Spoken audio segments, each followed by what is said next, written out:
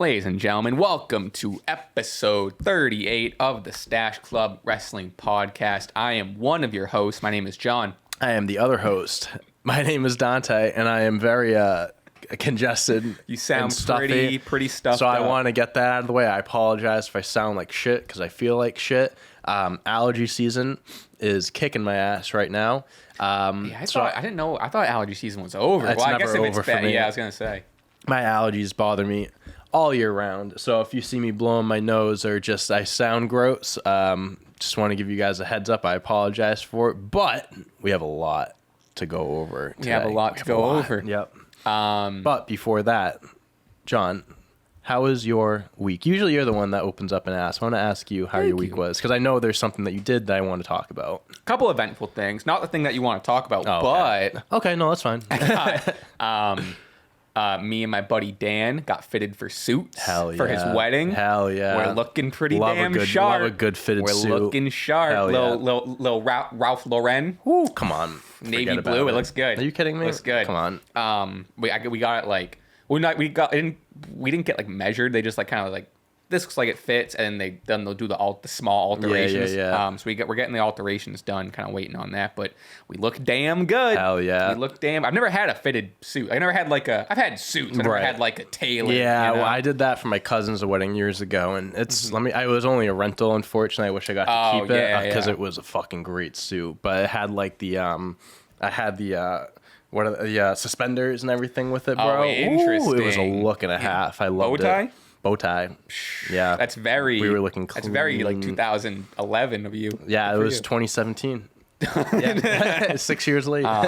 But then yesterday, a couple nights ago, saw Oppenheimer. And this is what I wanted to talk about. Crazy. So what were your thoughts on it?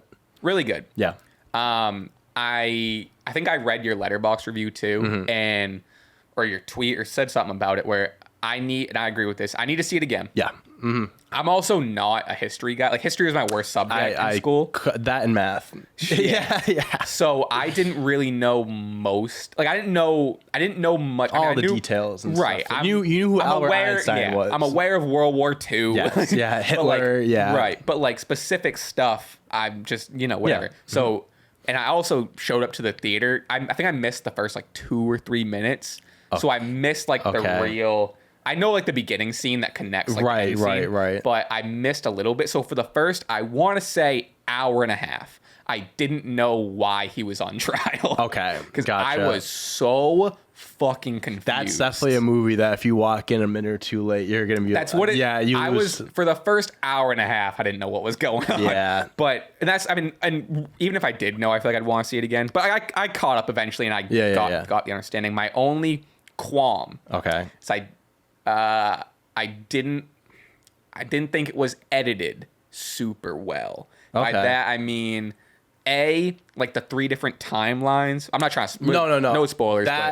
That was one part of the movie that it took me a while confusing. To understand. Like, okay, we're here now, and now we're here. The black and white helped differentiate that part. I agree. But then the other 2 parts, because then it was like it like didn't go chronologically, and then you're back to like the main story, but then it would jump ahead 20 years. I wish they'd put like when they switch times, they'd put like in the corner like December 7th, 1945. Because then like later in the movie, you have to kind of piece together like, oh, that person just referenced this. Yeah, because it's a that lot happened of connections before. And stuff. Yeah, that was one part that it confused me as well. My biggest editing thing was... And this is all in the same timeline. So when it's just like the standard story or whatever. And I'm going to get the cities wrong, but let's say he's in like New York City or whatever. And he's talking blah, blah, blah, blah, blah. And then hard cut to him riding a horse in New Mexico. Yeah. That lasted for 20 seconds, and then hard cut to him in San Francisco. And it's just like, and I get it. They need to fit 25 years of information in a 3-hour film. I get it.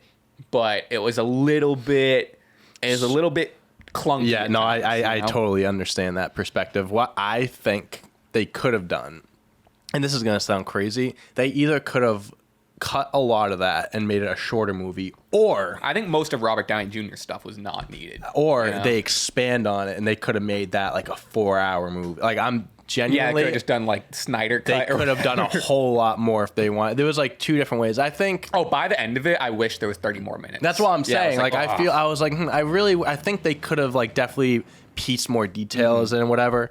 But like you said, I mentioned, definitely needs to be a movie that I see twice, because now that I understand, like, okay, I get, like, we're doing this timeline shit. Like, I know all the characters now, because there's a lot of fucking characters. Yeah, dude. There's so many people. There's so many names to remember. Josh Peck. Like, are you fucking Alex Wolf from Naked Brothers Band? That kind of clicked a while. I watched that, and I was with Taylor, and I was like, that's like, I feel like and I was like, what the fuck? There was so many like weird, like, I whispered just to the like person, low key people. I went alone, but I whispered to the person next to me, that's Josh from Drake and Josh. Did you ever watch Drake and Josh before? It's Josh Peck. But yeah, definitely want to see it again, because I feel like at the second time I'll fully be able to appreciate and like understand what's going on. But I bless you again. I still loved it. Wow. I still loved it. I liked when I first watched it. I liked it a lot.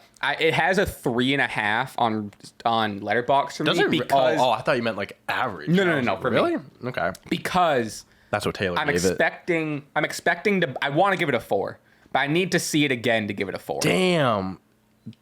Wow. There's a lot of 5-star ratings. 268,000 5-star ratings. I didn't know you could do that. Oh yeah, you can see all the. Interesting. As you slam your way down to Cape Cod for the summer. We got some SummerSlam. Yeah, we do. Yes, we do. Listen. The biggest party of the summer is here. Yes, it is. Sounds like an ad read. SummerSlam, ladies and gentlemen. Woo! I'm hyped. Yes. I'm very excited. I know you said you're going to be in the Cape, but keeping it on your phone and watching. I'm going to make sure my phone's charged. I'm going to have Peacock downloaded. We'll be good to go. I do. I'm 90% sure I'm going to be on stream for it. It's normal time, right? Yeah. Like 7:38. Twitch.tv/Raspy Taylor. Come hang out in the watch party. Yeah. I'm going to be there for SummerSlam, drinking some beers. Hell yeah. We have one piece of news to get into. We'll get to, there is some stuff on Dynamite, that 200th episode of Dynamite last night. Really, really good. We're going to touch on that after the predictions. I saw some stuff from the show last night. Yep. Before we get into it, if you could, we haven't said this in a while, if you're listening to this on audio or even just on YouTube, well, on YouTube be a comment, but if you're listening to anywhere else, leave a review. 5 stars, please. 4.5, but like 5 ideally. 5 would be great. Leave a review. It really helps us out in the charts. We're trying to get that. We're trying to get bumped up. SCW here. #1, baby. You know, up we're on trying the charts. to get bumped up here.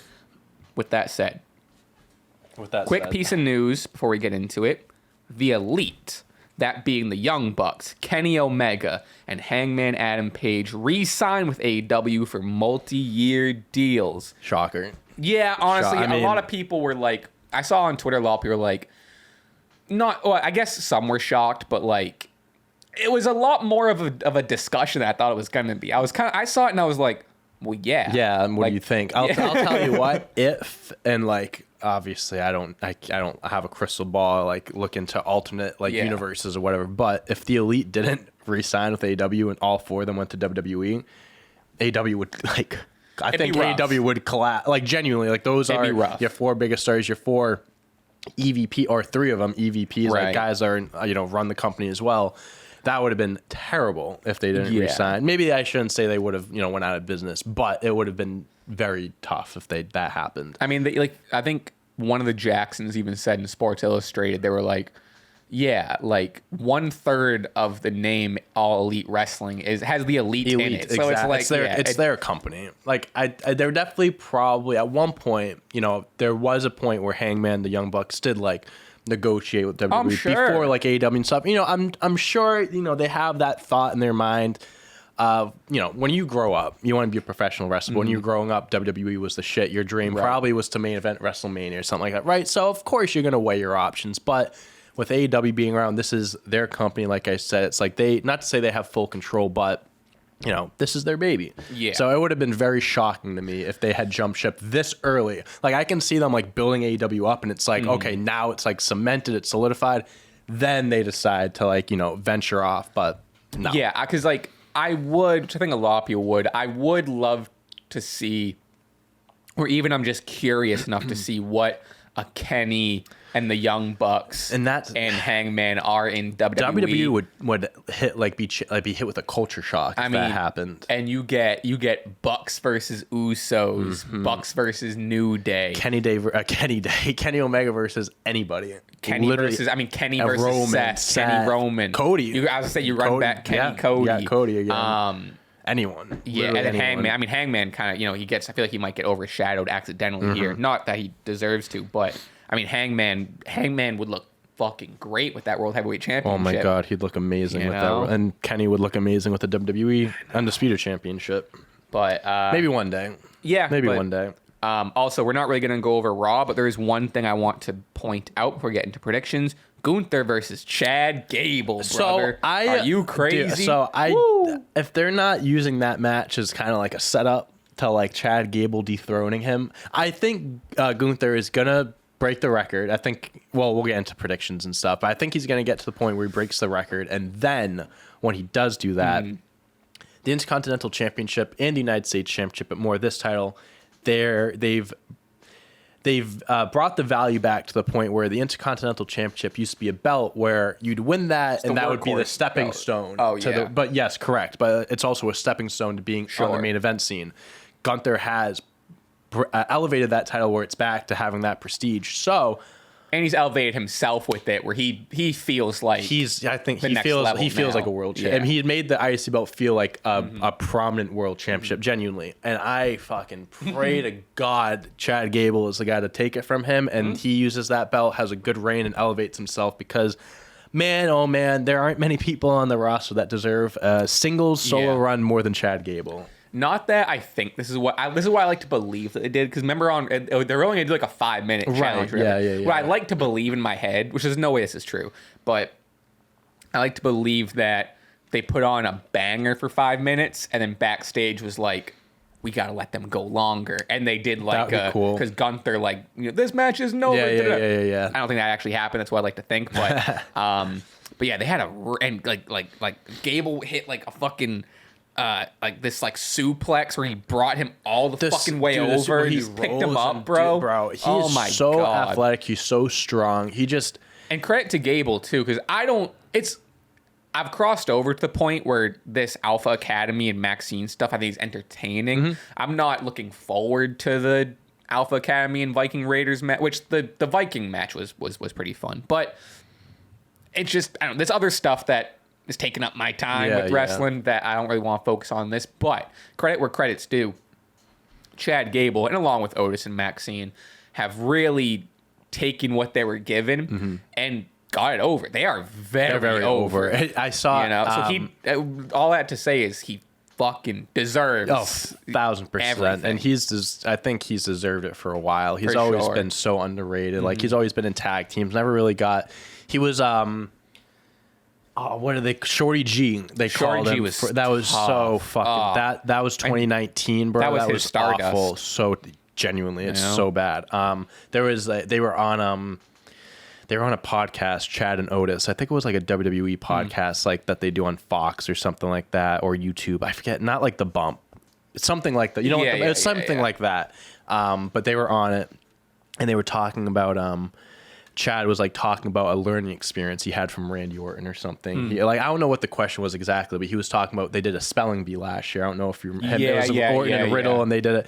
And he goes like one thing I learned from Randy, he goes, we were doing something so stupid like a spelling bee. He goes, but Randy Orton, when we were getting into it, Randy Orton had his veins popping out of his eye.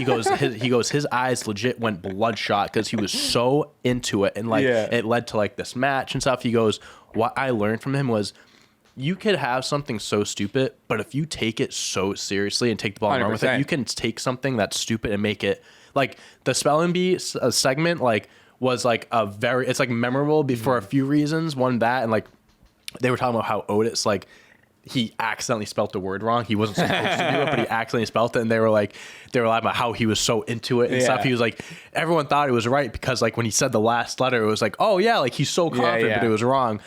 He was I learned from Randy that day, no matter what you're doing, just take use all your passion and everything, and you can turn shit into gold, basically. And he was right. And they showed the clips of Randy with his veins popping. I'm oh my God, this guy's going fucking psycho. But yeah, I thought that was very cool. Yeah, I just wanted to give it its shine because again we're not really gonna go. Well, I mean we're gonna talk about Raw as we talk about predictions, but yeah, all props to Gable. All props to Gable. All right, what do you say? Are we gonna do predictions now? What do you say we get into some predictions? Let's do some predictions. And you texted me last night saying, "Hey, heads up, we're doing predictions." And I said, "Good," because I'm not gonna. I thought you'd maybe want to take some notes. No, I love free balling it on the spot. Okay, well that's why you've lost. I haven't won a single. I don't think I've won a single prediction. Hey, I gotta win eventually, right? I guess so. One thing I have here, I do want to get into. We're like 20 minutes in. I do want to get into predictions, but one interesting note.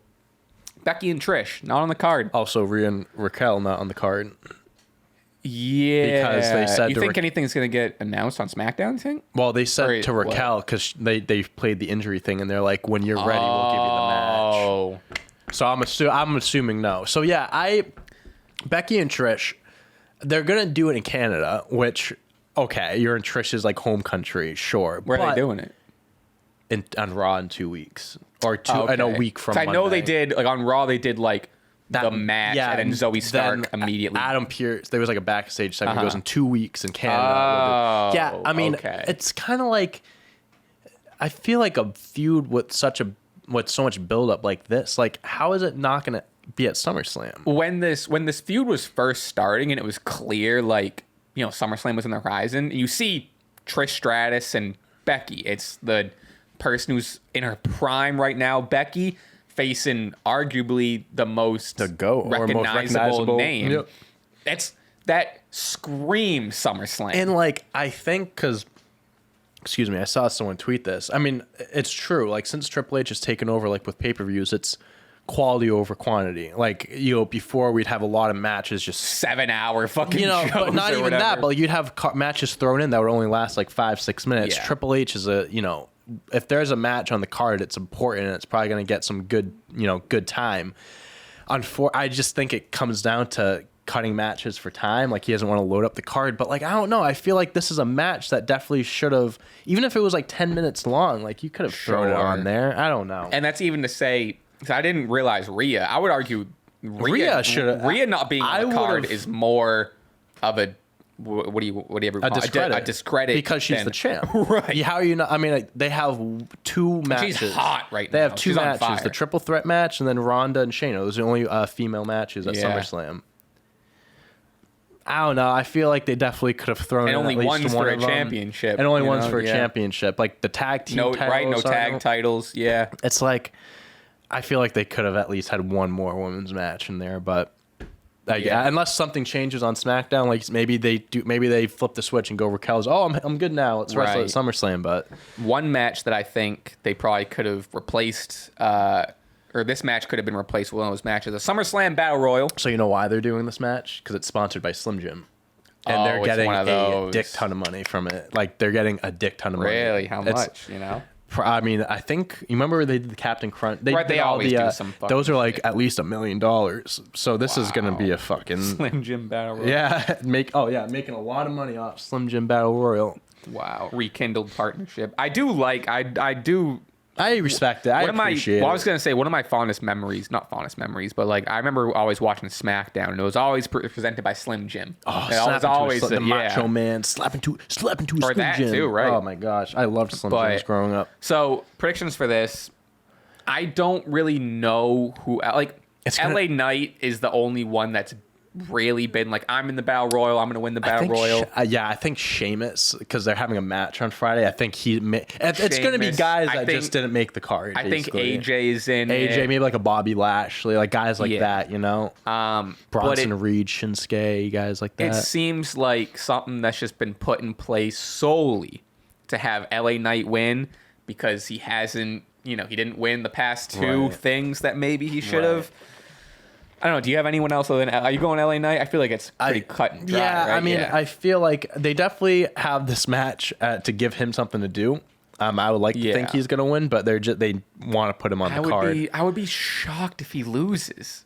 Would you though? At this point, like yeah, because it's like I guess yes and no. I'd be shocked because it's like, especially all the reports of like LA Knight is really hot backstage. Well, yeah, He's that's the why highest I t-shirt. saw a report. Like, yeah, he sold the most shirts in July. saying. That's fucking crazy. Yeah, they said that he's super high up. They're just like waiting for the right time to strike. Which is like bullshit. But you had multiple opportunities to do it. But yeah, I'm gonna say LA Knight wins this. Obviously, we don't know who's announced or anything, but I'll just say LA Knight. Yeah, it's kind of I feel like that's like the free space. And if he doesn't, then God, yeah, what are you gonna do? Logan Paul versus Ricochet. They're a back and forth on Raw. I like how Logan brought up like Samantha like at the end of the match. I'm glad they like Ricochet he's never found his stride. He's an ultimate baby face. He's just not great on the mic. Yeah. But he has Samantha Irvin, who's like beloved by fans, and this sweet, like, you know, innocent kind of character.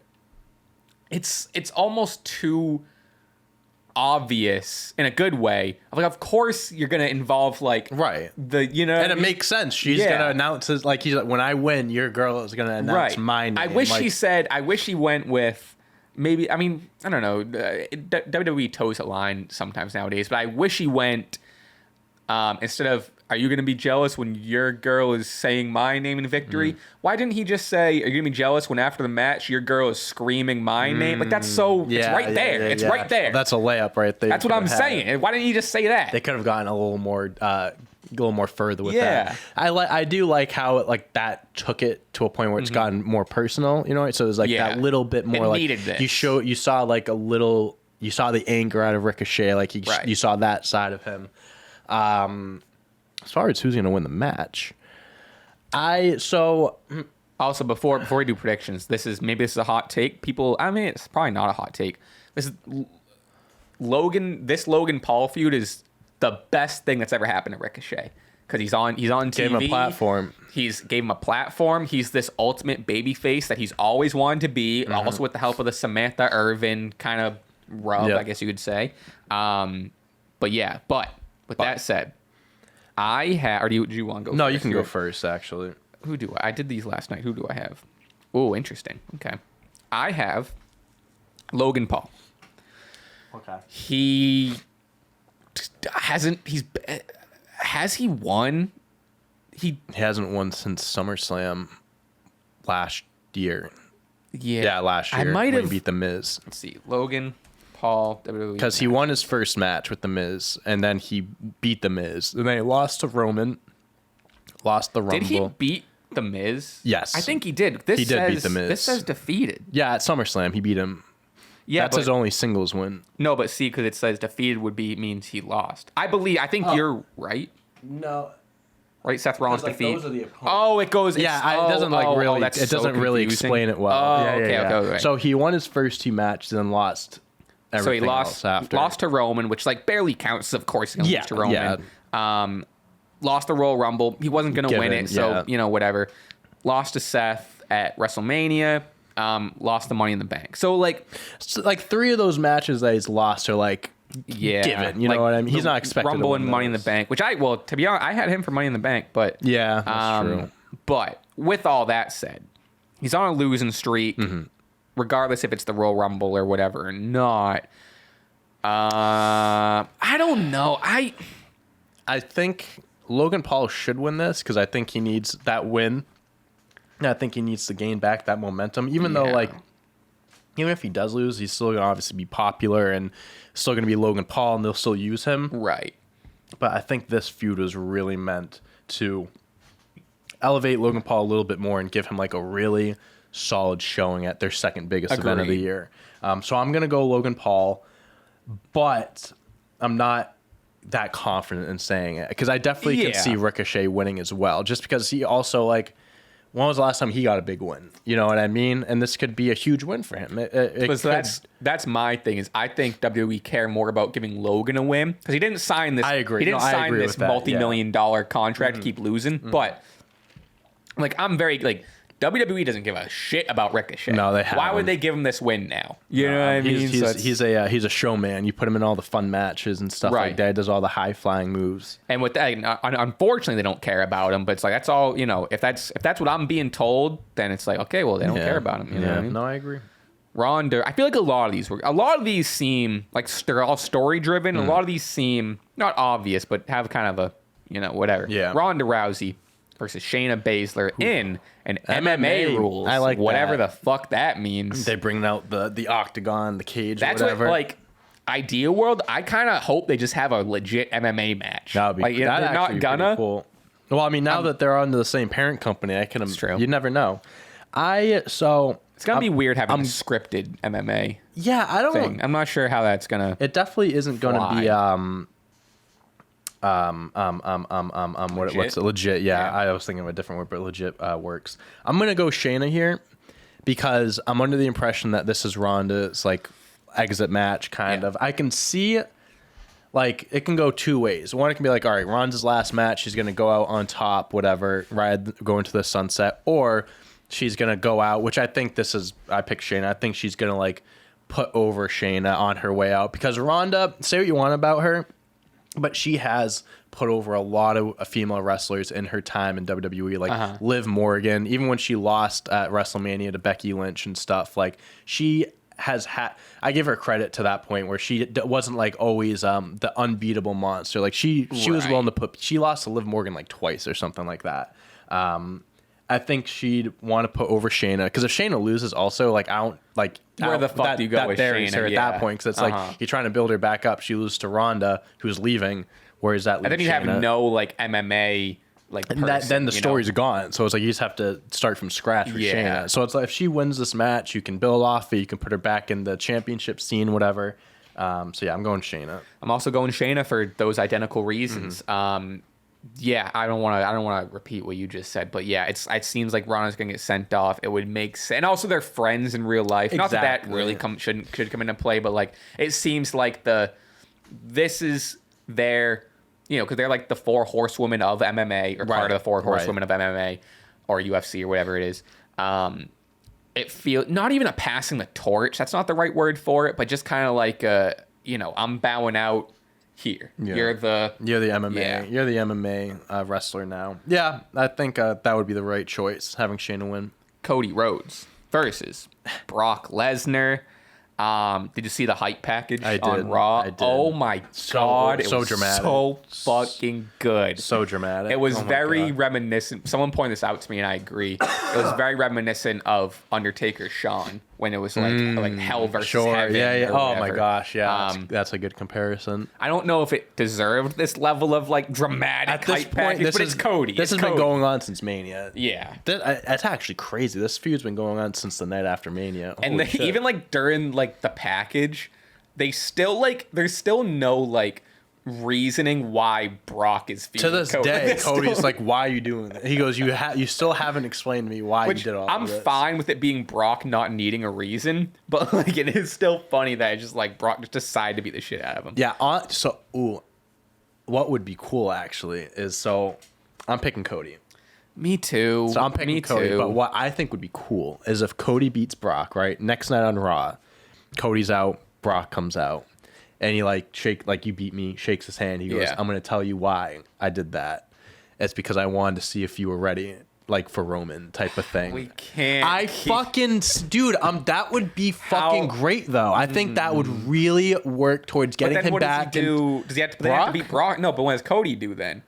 I don't know. Because now that's what I'm saying. The next guy comes out and he has to go 3 matches with him. Because now that's just like that's Brock saying, "Hey, you weren't ready. Turns out I was right." And Cody's like, "You're right, I wasn't ready." Wouldn't that make sense where it's like Brock is arguably Roman's biggest rival in his career. So it's like he beats Brock 2 out of the 3 times and he goes, "I didn't think you were ready, but I think like you proved me wrong. Like you're that good. Like you can do it." And I think it's like. But that's if Brock wins. If Cody wins, so Brock like shake it. Like I have respect for you. Like I didn't think you were good enough, but you are good enough. And that kind of just plants the seeds because at this point, if it's going to be Cody Roman at Mania, we have to start doing something. We have to start doing something here. Sorry, I thought you said that happens if I thought you were saying Brock wins and Brock comes out and goes Brock wins. Hey, you're not ready. That's what I was like. Why would they do that? No. If Cody wins, okay. Brock is like. You might have said that. I may have missaid it, but if Cody wins, comes out, you are good enough, you can beat him, and I think that just starts getting us closer to Mania to that match, if that's what they do. But I think that would be a pretty cool, like, it explains everything, and it's kind of a cool rub for Cody to kind of push him towards getting back to the world title. Yeah. I mean, that's just fantasy. Just fantasy, but I do think that... I mean, that's almost what it seems like anyway. I swear to God, if that happens on Monday, someone's watching this backstage, and I want my residual. I want my royalties for that, because that's a great idea. So if you steal that from me, I better get a fucking email and a check in the mail. See you at SmackDown in September. See you at Triple H, I'm coming for you in September. But yeah, so going back to the match itself, I think Cody wins this. It's like... Brock's probably taking a break, which we've said that after the last like handful of pay-per-views. But I mean, Brock's been like doing a lot of events recently. He's been pretty consistent. I thought he was done after Mania. I think... I do think he might take a break, but I also think, like, if he sticks around, like he starts another feud or something, I'm going to be under the impression that he's like on one of his last runs. If he's like around that much, you know what I mean? I feel like it's kind of like he's getting all that he can out of it, and then it'll lead to something. I don't want to see Brock just keep losing and losing and losing, but they need to do Gunther and Brock before that. I would. That's got to be the Mania match. If that was like Brock's like retirement match. Like if Gunther wins, like he's the one. I would honestly even be fine with Brock like winning at Mania, and then Brock has the IC championship. Oh my God. I don't think he would. But that would be pretty funny though, seeing him with anything but a world championship. Yeah. But yeah, I don't know if what would be next for Brock Lesnar if he loses. I don't think Cody's gonna lose this. If you're gonna put Cody back into the main event picture, him losing to Brock, that does the complete opposite. It's match 3. It's being hyped up to end and determine, and and he got the shit kicked out of him on Raw. Like he's gonna come into SummerSlam with his like ribs all tied up. Like, he's gonna be a hero. Arm slings, a knee brace. Like come on, neck brace. All right, so far. We are even Stevens here. We are. For all these I think it's going to start to get a little... I don't know if we'll see. We have a few matches that... We'll see. Right. We'll see. Gunther versus Drew. If my thing here, I think off the bat, I think it's going to be Gunther. Mm-hmm. I think Drew... If there's anyone currently on the roster now and currently available to have a feud and beat Gunther, it is Drew. Drew is a former world champion. He's great. He feels refreshed. Mm-hmm. He's amazing. I think he's in his prime. But we kind of talked about earlier of Gunther breaking records and blah, blah, blah. This feels like a great one for Gunther to win and just have another solidifying banger. And all love to Drew. Would love to see him have an IC title run, but it doesn't feel over for Gunther.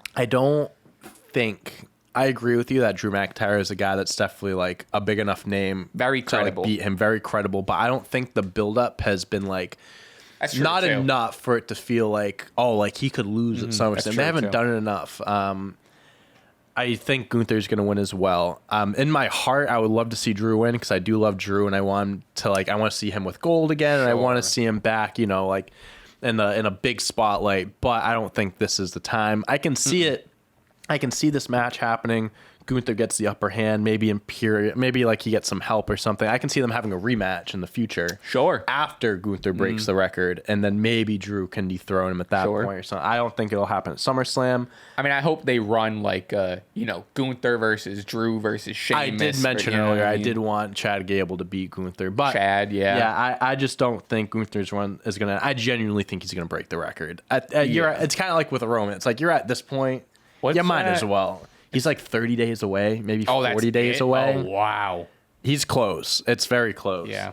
Gunther, IC title record. Yeah, I'm interested. It's honky tonk, man. It's honky, right? So he's at 4. Just click that. So he's at 418. Current, blah, blah, blah. Oh, Jesus Christ. Never mind. All right. Yeah, I guess just look up. When will Gunther become the longest? Okay, here we go. Sportskeeda. Blah, blah, blah, blah, blah. He kicked off. Oh, whatever. Oh. 454 days. So he's 36 days away from breaking the record. Wow. Yeah, Crazy. I mean, he's got it. You're right there. I mean, you're going to tell me the Honky Tonk Man's going to have that record forever? Come on, it's got to be Gunther. Wow. He's going to go down as one of the best IC champs ever. Maybe the best. Which may be the best. All right. Now, things might get a little spicy. The WWE Women's Championship. Asuka versus Bianca Belair versus Charlotte Flair.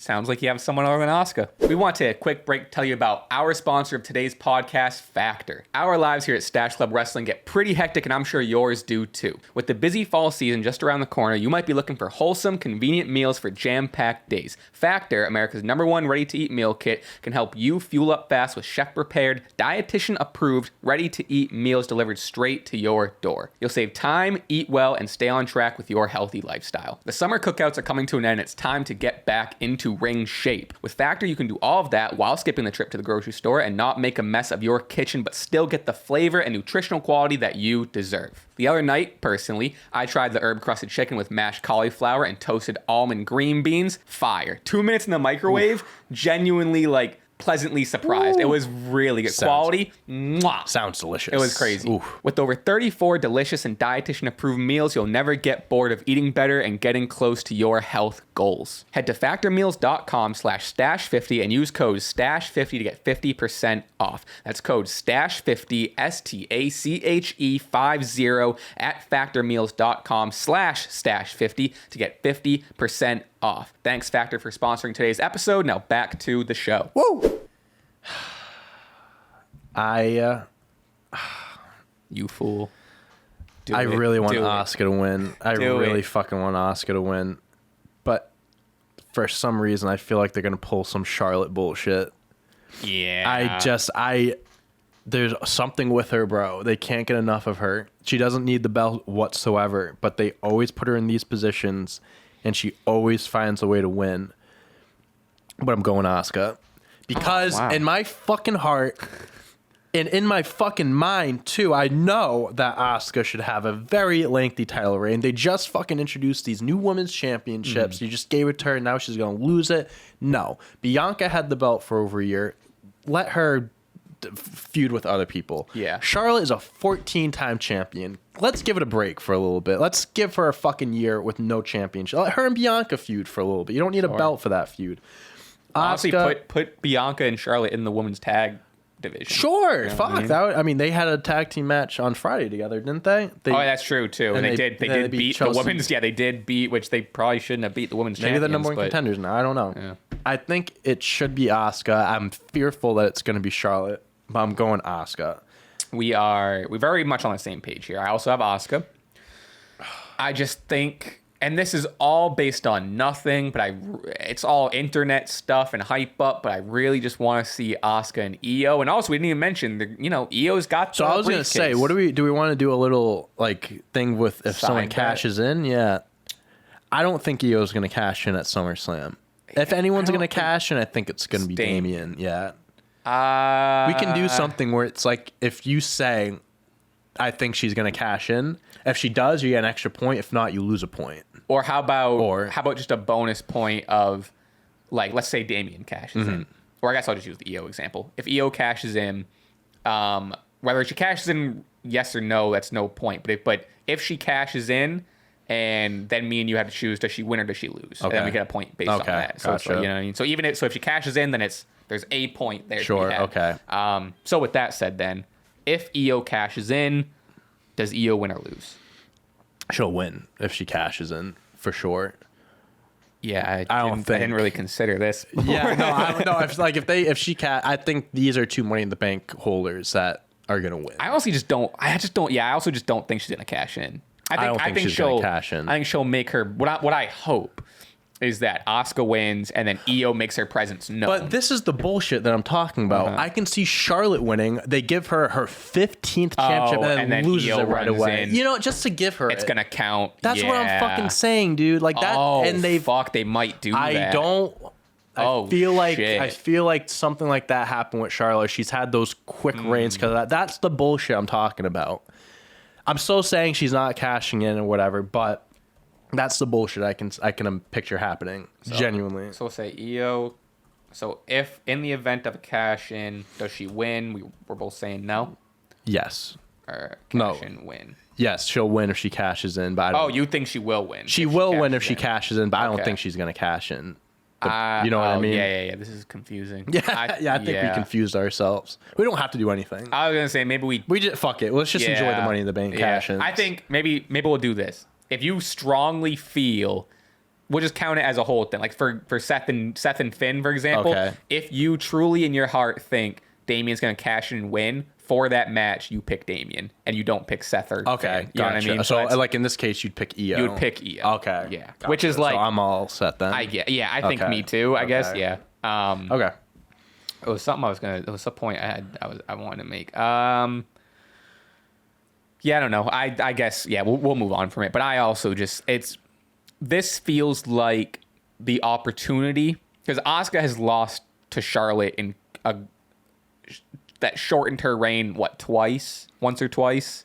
Charlotte and Asuka. Charlotte's beaten Asuka for the title. Yeah, she's beaten her a few times. This feels like the moment for WWE to get past that and to be like to solidify Asuka more that she can not only beat Charlotte, she can beat Bianca. Mm-hmm. I mean, because she's the best. She should be the best on the roster. She's great, and she feels great as a champion. She looks great with the belt, and she holds it great. And I just I don't know why. I mean, again, to say exactly what you said, I could see them just. As much as we're saying, I don't know why they do that. I could see them doing it, but that's WWE at the end of the day. So they love the flares. If I was a gambling man, just to try to differentiate, I might choose Asuka, or I might choose Charlotte. But I'm sticking with my guns. I put it down. I'm choosing Asuka. I think it's gotta be Asuka. It's gotta be Asuka. All right. World Heavyweight Championship match: Seth freaking Rollins versus Finn Balor. Oh yeah. This is a tough one. I think this is our first. Last one was a little tough. There's some different possibilities. This is our first real. You know. I think I have my prediction. I have my answer. Damien cash in? No. I think Finn's gonna win. Okay. I was 50-50. It pains me because I really want Seth to have a longer reign. You know, they just brought the belt back and everything like that. Inaugural champ. I would love, and Seth so deserves a long reign. But the Judgment Day they're hot right now. I think Finn Balor it's his time to win back a world championship. It makes sense. The story's there. Everything is there. The stars are aligning. I think this is the time for Finn to win. And I definitely think there's a strong chance that if Finn wins, Damien cashes in. But I would prefer it. I would like it if Finn wins, and then for even if it's for like a month, Finn with the world title, Damien with the briefcase, Dom with the NXT belt, and Rhea with the world champion. I just want to see Judgment Day, all four of them having something for just a little bit. I think it'll really legitimize them. I think it'll just really you get the story of Damon holding the briefcase. Exactly. Then you have a little bit you could have paranoid Finn where he's always looking over his shoulder for Damien and stuff like that. You could really do something with that. And you could easily do the Damien cash and start that right away, but you could really prolong it. You don't have to rush it. You can prolong it a little bit. So I'm gonna go Finn. I'm upset. I think Seth's gonna lose, but I do think this is Finn's time. I am choosing Seth Rollins. Okay, there we go. Finally. Yeah, I know. I love everything you said. Everything you said is very convincing. Thank you. And I have become more of a Judgment Day fan in the weeks, and I do killed the box, huh? Killed the tissue box. There weren't much left in there. I might have to go grab some more. Dom is hot. Yep. Rhea's hot. Finn's got. Damon's got the briefcase. I get it. I ain't even sold on Judgment Day. I do like the Judgment Day. However, who do I think WWE wants to is putting more money behind, wants to put more of a push behind, wants to be the guy? I think it's Seth. I think this is years in the making. It is. What was that, 7 years ago? 7 years ago, 2016. Finn beat Seth. Yep. Now Seth has the title again. Seth has an opportunity to now beat Finn and solidify himself. Right. If Finn wins, and granted, you could build upon this feud if you want, but if Finn wins, then I think that really pushes Seth down to he lost to Finn the first time, lost to Finn the second time, and lost the belt both times to Finn. And I don't see them extending Finn and Seth. I mean, they could, but I just think WWE is really, really behind Seth. And that's arguably, I don't even love that argument because I've also said in the past where I want the World Heavyweight Championship to be put on like a bunch of different people. Right, and I don't, and I'm a believer where I think the World Championship doesn't need to be on the one top guy because that's who they want as the face of the company. Right. But something with this just tells me I think Seth has it right now. I don't think it's time to move on. It just that's really all it is. It seems quick. It does seem quick. And then either that's what I like about this match. And it's the first real stumper is like I could see like you're like why would Dom have the North American Championship right now if they didn't want to do that stable full of championships? Right, you know what I mean? Sure. It would look funny if like the leader, which that could be the cracks, if the leader is the only one not holding something. Right. You know? And you could do you can make something out of that. It's like, all of us have something and you keep losing. So you could work around that. There's like, again, Seth could win. Damian could cash in. When he could insert himself. He could beat Seth after he wins. He can beat Finn after Finn wins. Like, there is so many different things they can do here, which is exciting. So here's what I think. I think Damian's cashing in. And you think? I think Seth's beating them both clean. Oh, really? I think Seth's beating them both. Okay. It's mainly me just like leaning into the Damian thing, maybe. Sure. But I think match might be nearing the end. Damian sees that Finn's losing. Damian slides in, cashes in. And in his mind, Damian's like, because remember, this was weeks ago, but Damian was like, whether you win or lose, or like whatever, like, don't worry. I got it covered. So he's going to see Finn losing. He's going to slide in and get it covered. Finn's not going to like that.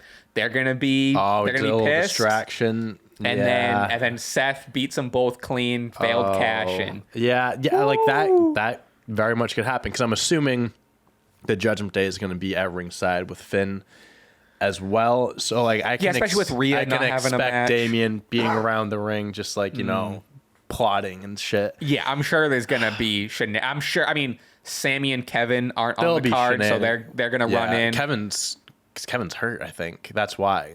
That's maybe he'll do like because he's like cameo. Yeah, because he's done stuff while hurt of just like and Sammy, him and Seth just teamed up. So Sammy, I mean, or at least Sammy. You gotta throw Sammy in there.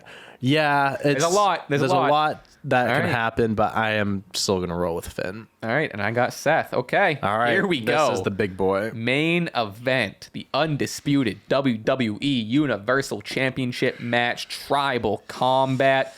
The Tribal Chief Roman Reigns versus main event Jey Uso. Woo, baby. Okay, so I'll tell you right now. We have been teasing this for weeks. I'm going main event Jey fucking Uso. I know you are. I'm going main event Jey fucking Uso. I don't care how delusional it is. I don't care how crazy it sounds. This is Jey's moment. Jey is going to dethrone the Tribal Chief Roman Reigns at SummerSlam. Mark my words. Okay. I'm gonna just give my 2 cents here. I think what WWE has done with this storyline, and I'll give them a ton of credit, because even after he beat Cody, you were wondering what's next, what's going to happen 100%. Here and there. They've done a fucking great job. You can argue that these last 6 months have been the best 6 months of this entire story. You genuinely could. Yeah, I like that. Storytelling's been unbelievable. Everyone that's been involved in the story deserves their flowers, and then some, especially Jey Uso. They have presented this guy who has been a tag team wrestler his entire life as a legitimate threat to be the man that has held the WWE Universal Championship for over 1,000 days. I got to get you. This feels a lot different because we've compared it to like the Sammys and the Codys, like these moments, because, Sammy, he's been a solidified, solo superstar. Cody Rhodes, solidified solo superstar. Jay's different. He's never been a solidified solo guy. He's been presented as one, and they're pushing him as one with this match and stuff. I 1000% think there is a world where Jey Uso wins. He's the tribal chief, and they run with that, and Roman, tucks his tail between his legs, is gone for a few months, comes back, whatever. He wants those titles back, and he wants them back. And let me tell you, it would be fucking sick, because you want to talk about making a new star? There is no better way to do it than having Jey Uso pin Roman. With that being said, give it to me. Roman is not losing to Jey Uso at SummerSlam. Again, if Jey won, I would be shocked, but I'd be happy. I don't think it would be a bad move necessarily. I think it's a better move. Well, let me tell you, I don't think you considered this. Okay, go ahead. It's the biggest party of the summer. Oh my god! Oh, is it? Oh, the biggest party of the summer. Right. Well, okay. You think Jay's losing at the biggest party of the summer? You're crazy. I mean, see, you didn't think of that. I know. But yeah, I know. It's man. How I'm looking at this is I'm looking at this from just bigger picture here. Right. It would be cool, because Roman returned at SummerSlam 3 years ago. You can see the story end 3 years later. But I just think there's so much more to be told with Roman having the belt as that narcissistic, he has no one by his side anymore. He's got to do this on his own. I think you can really run with that. I don't think Roman is losing that championship anywhere but WrestleMania. I know we've talked about this before. We've got WrestleMania is WWE's biggest event. Right. But a SummerSlam, this is going to be in front of 50,000 people. Second biggest event. You have, all these shows now, the shows in London and the shows in Puerto Rico, that you could pull off a huge one like that, a huge upset, and it's big enough to do it. But with the fourth longest championship reign in WWE history, that could hit 3, the third longest reign. I don't think it's going to not to discredit Jay. I'm not saying that he's not good enough to do it. I just don't think the timing's right. If this match was happening at WrestleMania 40, I think I would pick Jey Uso. I genuinely think I would pick Jey Uso. But since it's at SummerSlam, and since I think there is more to be told, I think Roman's winning. And I'm going to say something right now, and you're going to not be upset, but you're going to be like, Dante, you need to let go of this. Oh, The Rock. He's coming out after Roman beats Jay, because I'm glad you brought that up. Because they're doing this whole thing with Grayson Waller with he's calling out The Rock on Twitter. Grayson Waller's talking about having the Waller effect and inviting The Rock. If Grayson Waller does that and The Rock is there, WWE would be so stupid for not pulling that trigger. You have him there. Do it. I'm not saying that's going to be the match at WrestleMania or anything like that. It probably should be. Oh, but if The Rock comes out, that's got to be the match. So this is what I'm saying, and this is where I think the delusional part is going to come in. If The Rock comes back, that's the WrestleMania match. Yeah. Cody Rhodes, I can see Cody Rhodes beating Roman next year's SummerSlam. Roman, that's how you extend the belt just a little bit more. Because I think if he gets to Cody. SummerSlam next year, I think he passes. He's number 3. Roman, all time. Yeah. I'm not saying that's what they're pushing for, but bro, because we're doing this whole tribal chief thing. So now it's he beats Jay, he's out of the picture. The Rock, I mean, Jay did mention that the elders approved the match. Right. The Rock is you can say the true tribal chief. It just, with what they're doing now with him beating every member of his family, this would make more sense than if he came back last year and they fought at 39. This one makes more sense because you're in that family storyline, and poor Cody. I fucking agree with you. But I think if you have the opportunity to Roman Rock at WrestleMania 40, that on paper is one of the biggest main events in WWE history. It is. And you can push off, it's so big that you can push off Cody Roman a little bit longer. That's my fantasy booking. I think Roman's winning. This isn't that's not why I think Roman's going to win. I think Roman's going to win anyways. But closing out SummerSlam, look, the last few years at SummerSlam, you've had Brock Lesnar return. You've had all these big, these big people coming out and challenging Roman. I think they could pull it off here. I think it's a lot. It's a lot, and it's a lot of fantasy. It's not even that crazy. It is crazy, but it's not.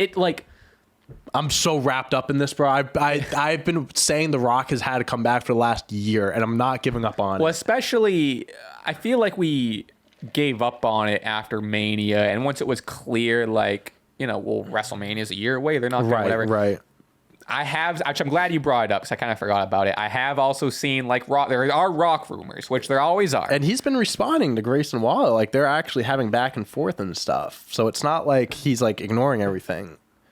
And Grayson Waller, when he fought Jey Uso, he did the people's elbow and stuff like that. And, like, Roman was smirking and stuff like that. Bro, and even during the match, they kept mentioning The Rock. Why would they do that? They're not just doing that. They're planting that seed in your head that The Rock he's around. He's around. He's creeping. I'm glad. Oh, we got the title. We got the title of this episode for sure. WWE SummerSlam 2023 predictions, The Rock return. Dude, that's it right there. I know I've said it before, like he could have returned at the Rumble. Hollywood, it made sense. He's an actor, whatever.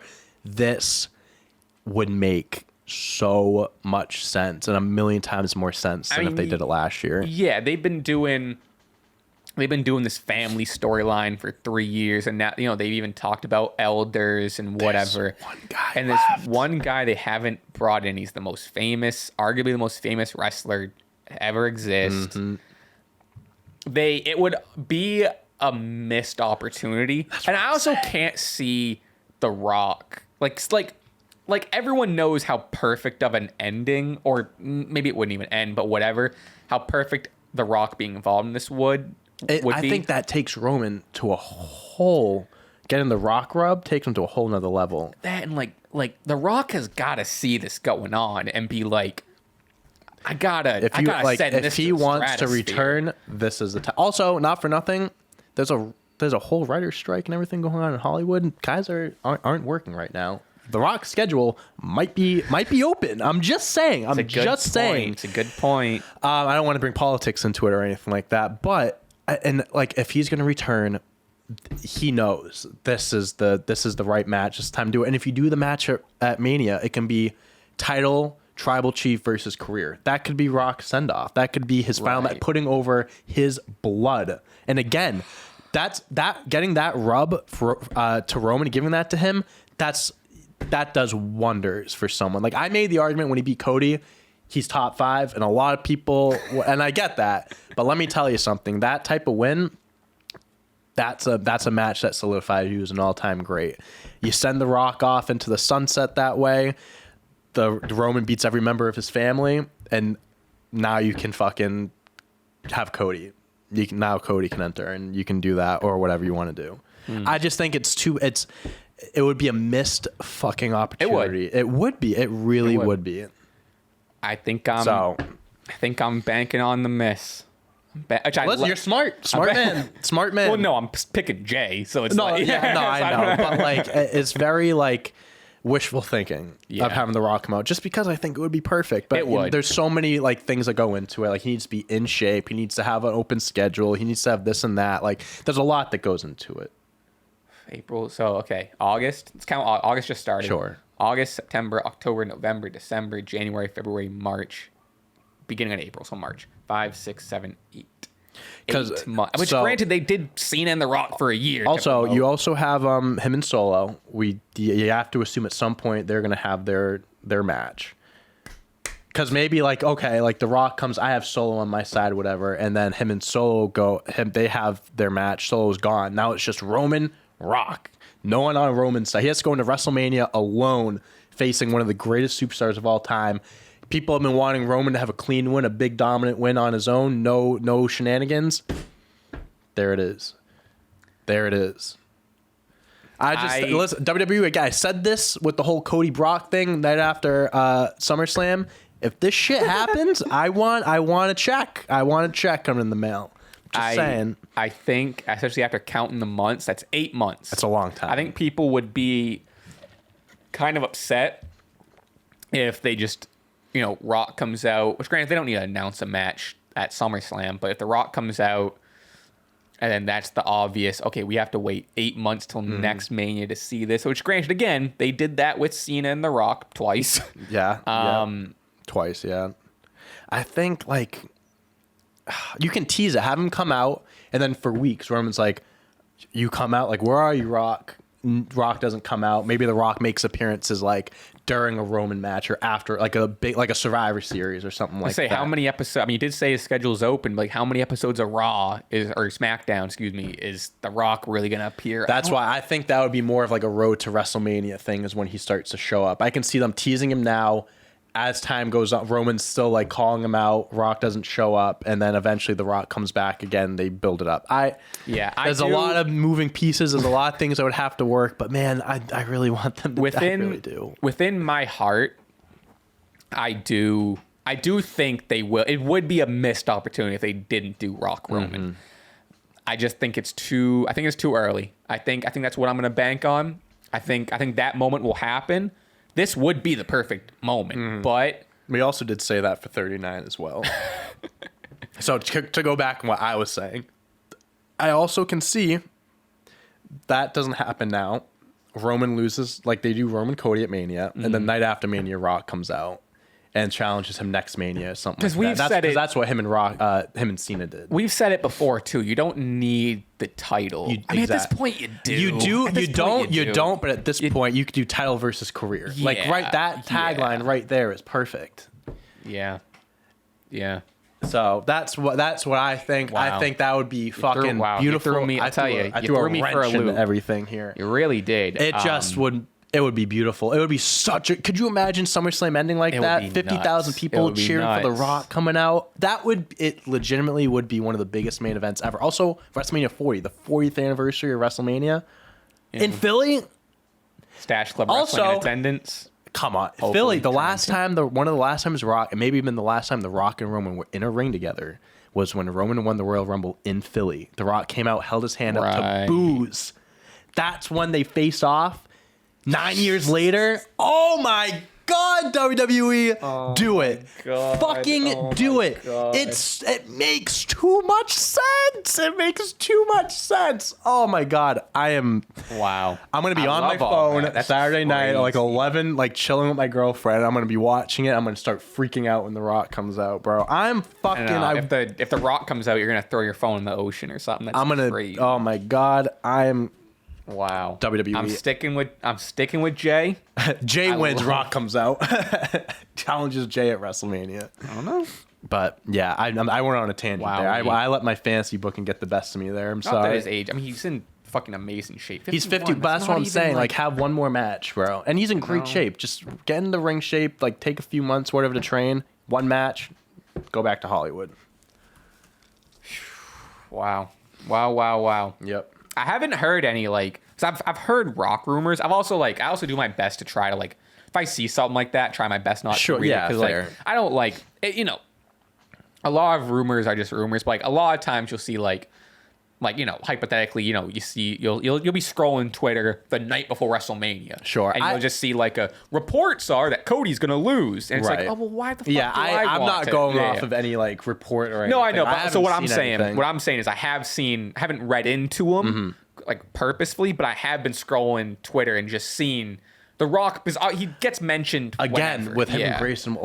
They're mentioning him, bro. Why would they just start doing that? I would rather Grayson Waller not have anything to do. Why does Grayson Waller have anything to do with this? Now, just another Legends row now. Yeah, I could do without that, but I'm just saying that's a way. So, what if they have the Grayson Waller effect? The Rock comes out and people are like, "Fuck, that's what we get The Rock for," and they think that's it, and then comes out. Yeah, it comes out. Actually, I think they should just not do the Grayson Waller thing, because it would be a bigger surprise if The Rock just came. Because that's the thing that's throwing me off. Is it's a lot of Grayson Waller stuff, but it's why? Or maybe The Rock comes back, doesn't do the Grayson Waller thing, comes after the Roman, and then down the line Grayson's oh, you're back around now.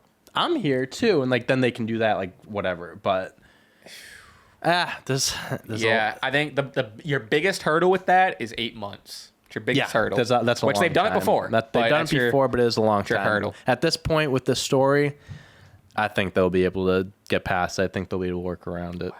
Yeah. Wow. All right. Lots to unpack there. Yeah, I could also. I hope you guys love my fantasy rant there, because that would be fucking. If I'm telling you, if that shit happens, dude, I'm gonna go crazy. That'll be some sort of TikTok clip. All right. So as it stands, we'll run through these, then we have a little bit more to get to.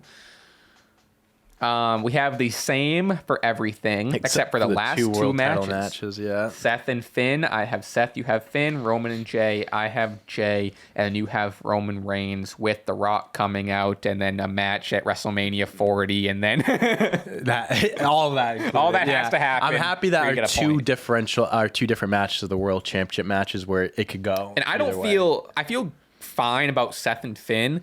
I'm obviously going out on a limb, You're taking a chance. I'm taking a chance. With the belt on the line, you're taking a big chance. Taking a chance.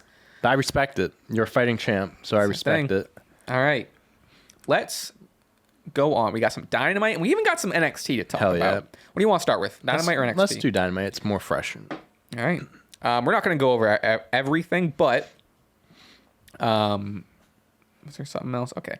The biggest piece of news is officially Adam Cole and MJF will be main eventing All In at Wembley Stadium. When I tell you, baby. I thought MJF was turning last night. He's talking to the crowd. It was gonna happen. I'm your scumbag. First of all, amazing promo. I'm your scumbag. So I'm your scumbag. Adam Cole comes out. I really thought that's when it was going to happen, bro. It's going to happen before Wembley. Good on AEW. Good on AEW for not splitting them up during or after the tag team match. Good on them for seeing what they have. They have something so popular right now. Drag it on. Don't end it. Don't rip the Band-Aid off. You can have it running until August 27th. I can see this going on for a little bit longer.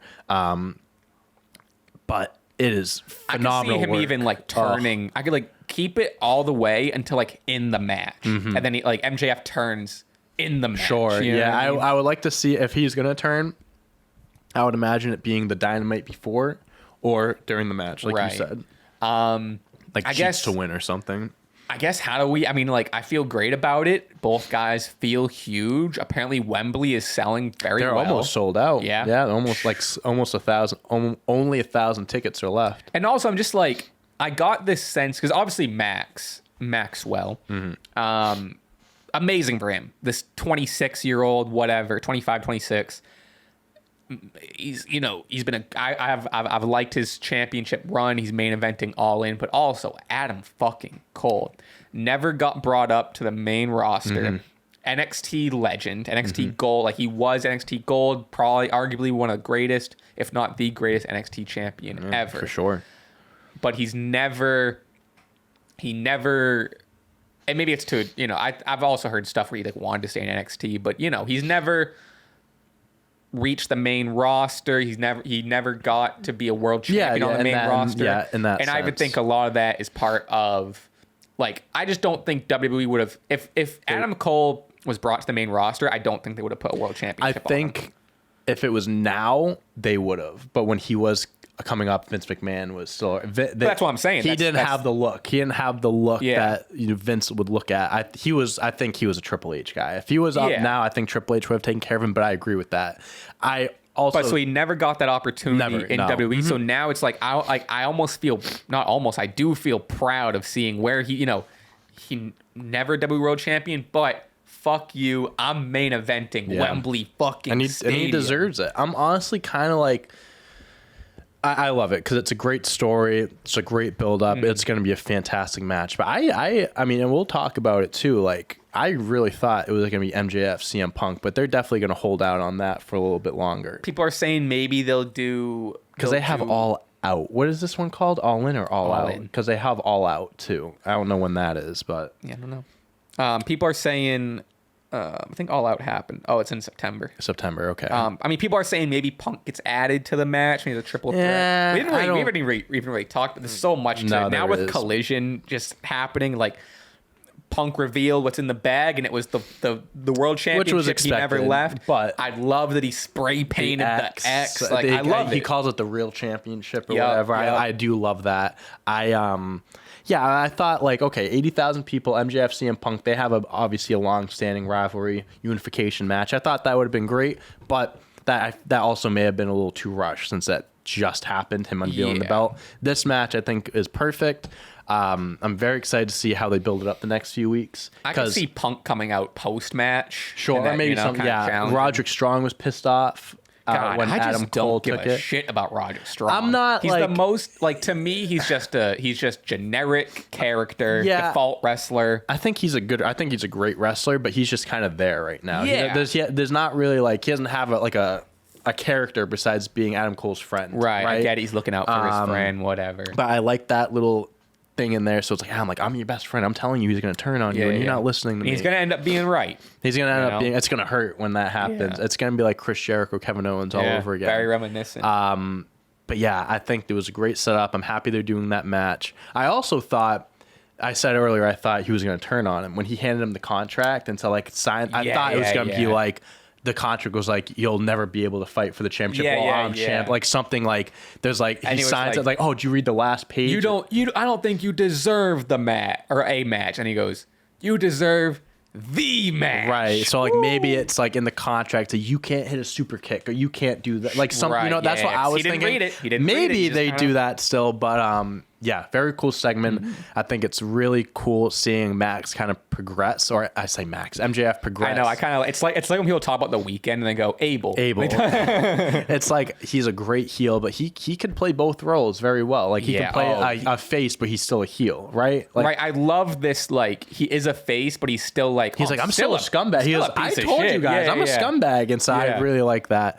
Yeah, very interested to see how they continue to build it over the next few weeks, but I liked it. Cool also, segment. a little cheeky thing that Kenny said last night, and he said, oh, we are, we're gonna be here on Dynamite and Rampage. I was gonna say that, and dude, maybe Collision. They're fucking gonna do Punk, Omega, and Punk in the Elite at some point. They're gonna. They're professionals. They're grown men. Make fucking bank out of this, at this dude. Point, you know what I mean? At this point, I think if you hate each other, fine. Like you don't have to like each other, but if you're smart, you know the business. You see you see that check in front of you, bro. Get the bag. Get the fucking bag, dude. But yeah, down the line. But yeah, Adam Cole, MJF, very excited for that.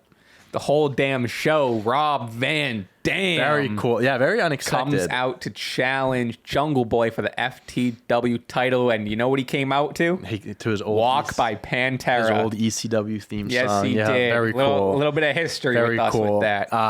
Yeah, I think that's just another cool like legend you see. Like, I mean, he can still go for sure. Even at the end, that spin kick, bro. My God. Yeah, he definitely can still go. It looks great.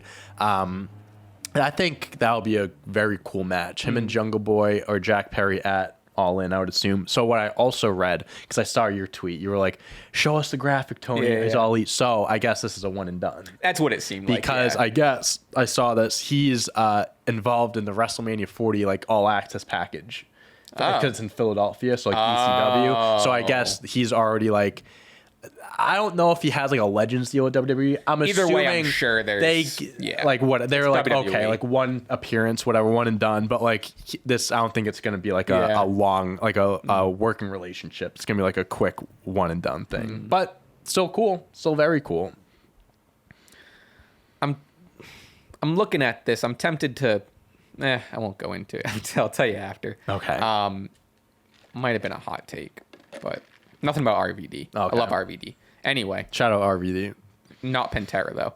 Mox, Trent, and Penta put on a banger in a brutal no disqualification. Yeah, I didn't match. watch this match. It was so my internet went out at the end of it, so I missed the ending. But like from what I saw, I mean, they saw the opportunity.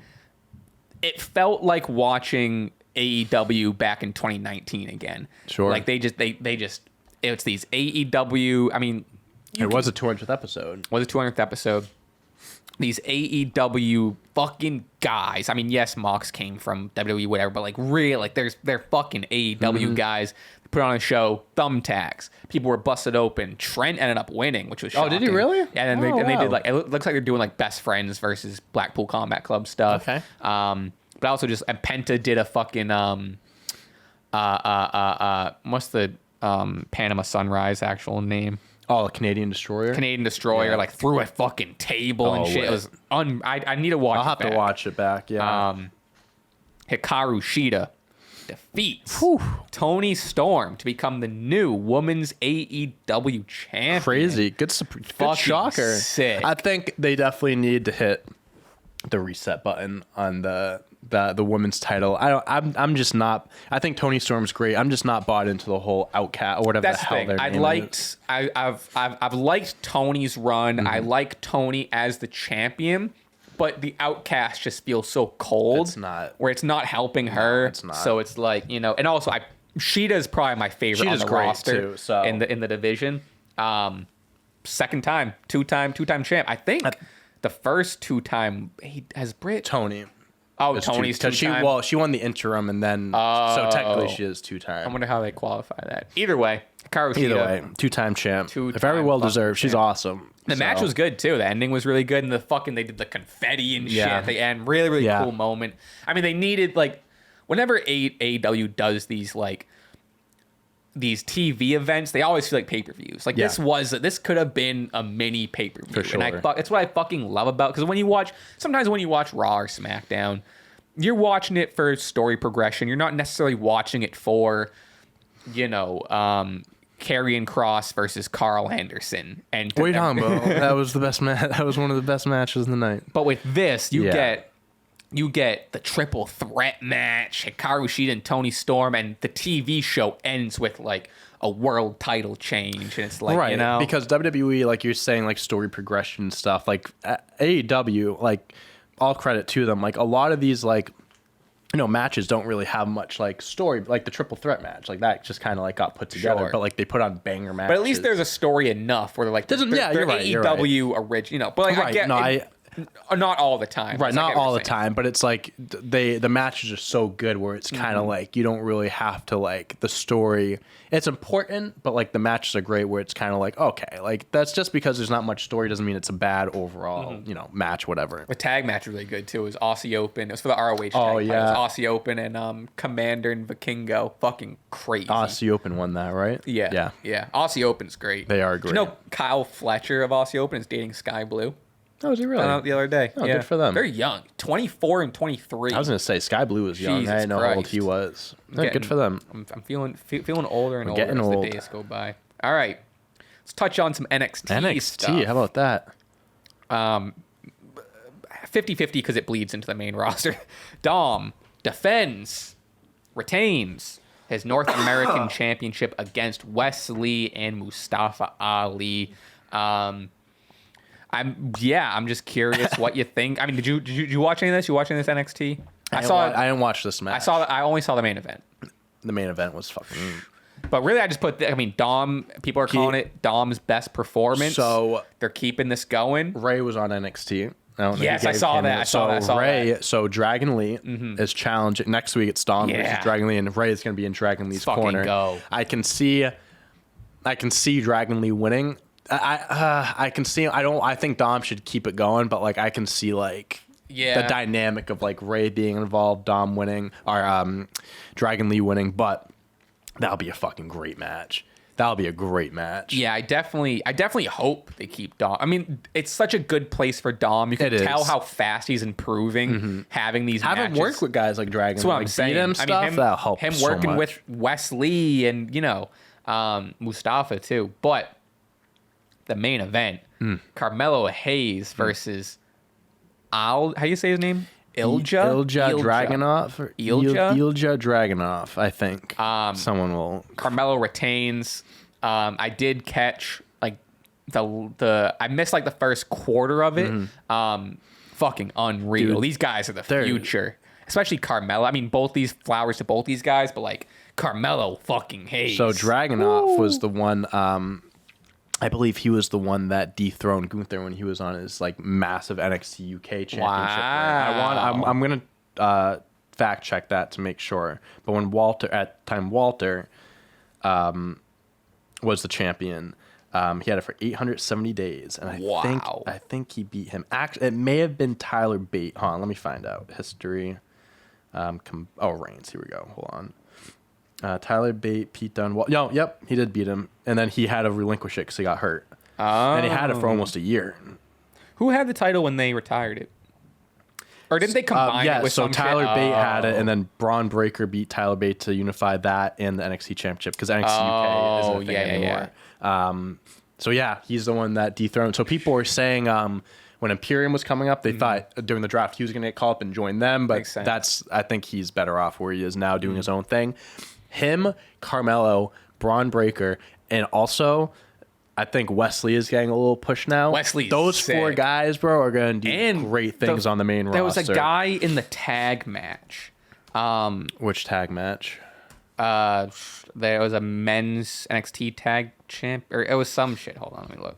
His name had like an O. It was like 3 letters. It was like O Gallus something. versus the Family. No. D'Angelo Stacks, Wolfgang. No, it was fucking let me just look up. Oh, Oro Mensa. That's who we're thinking of? Let me do a double check. Oro Mensa. Yes. Found him. Yes. Okay, so it was the pre-show match. Oh, okay. Yeah, it was the pre-show match. Look at how fucking sick he is. Yeah, I don't know. Whoa.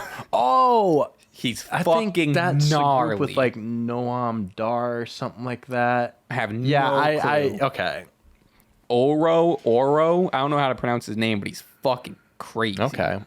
Anyway. All right, keep your eye on him. Now that we finally figured out who the fuck it was. Jesus Christ. I'll try my best to maybe cut some of that down and everything so it's not as insane. Anyway, that's just about our show. I just want to shout NXT. They're fucking kicking ass right now. I know I say it all the time, but it's either going to be NXT or Collision. I can't do both, and NXT is on a Tuesday. It's a lot of wrestling. It's a lot of wrestling.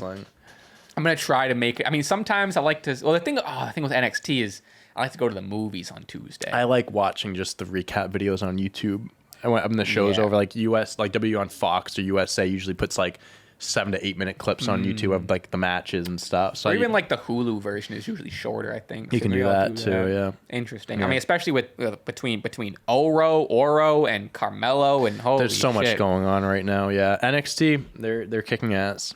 You can follow me everywhere. You already know what to do. I mentioned it last episode, but my song got pushed back. Didn't get released this week. Getting released next week. There we go. Had to get pushed back. Push it back. There's a little bit. I listened to it again, and I was like, "Oh, the kick is a little bit." Had to give it another mix. You want to make it perfect. Wanted to make it perfect. You can only release it once, even though you can kind of release it as many times as you want. Next week, be on the lookout.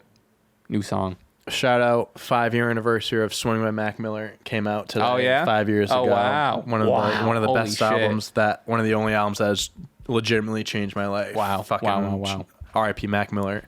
What are we gonna say? Leave in the comments. Swimming. Swimming. Shout out Mac Miller. Swimming or anything Mac Miller related. Swimming Mac Miller. Long happy live Mac 5 Miller. years. Something Happy like 5 that. years. You guys get it. Well, no. Thank you for watching. We will see you next time. I think that's it. I got nothing else. I gotta go blow my nose. Sophie's here. We gotta film some stuff. Woo. See you next time.